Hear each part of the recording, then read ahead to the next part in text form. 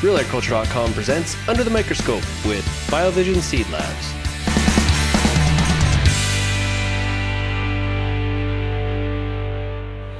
Okay, we are here joined by Sydney Voss, Marketing Coordinator with BioVision. Yes. And let's talk a bit about what to do as we go through the year in terms of seed testing, starting with kind of before January in that winter period. Sure, absolutely. So if you're kind of new to seed testing, you've kind of never done it before, maybe you've done it on the fridge before and you want to send a sample in, we definitely recommend doing a germination test and a fusarium test for cereals.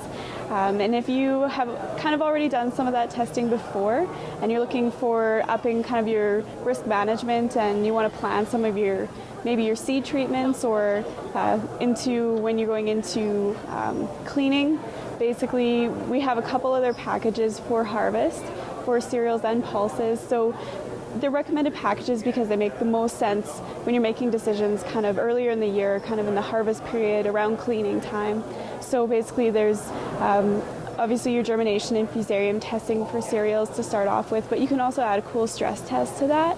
And the cool stress test is a vigor test to really see how that seed's going to do under spring planting conditions.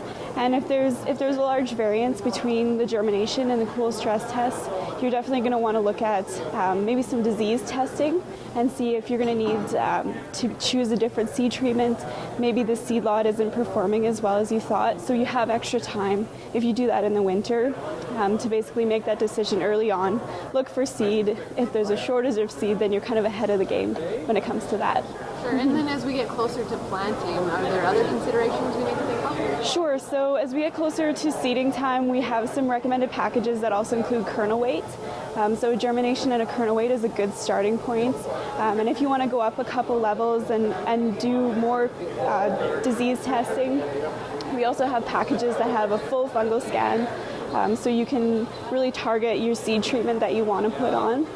And also having a cool stress test and doing that again, you can see if anything's changed in the bin when you sort it over the winter. So if you have your germination and cool stress test in the fall, and then you can benchmark that against when you do it in the springtime or right before planting, you can do a germination and cool stress and see if anything's changed in the bin over the winter.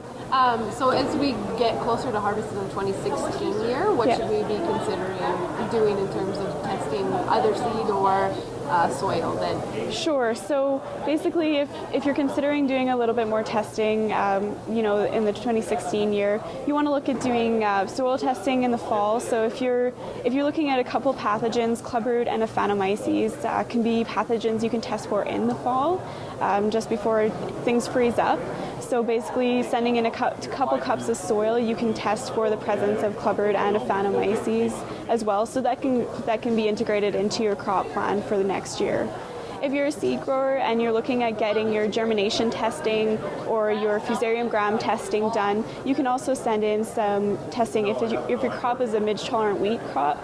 We also can do refuge testing for the midge-tolerant wheat, and that's definitely a service we can offer that you can add that on to the testing that you're doing right now.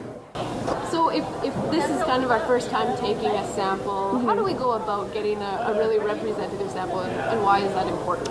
Yeah, absolutely. Sending a representative sample into a seed lab is extremely important.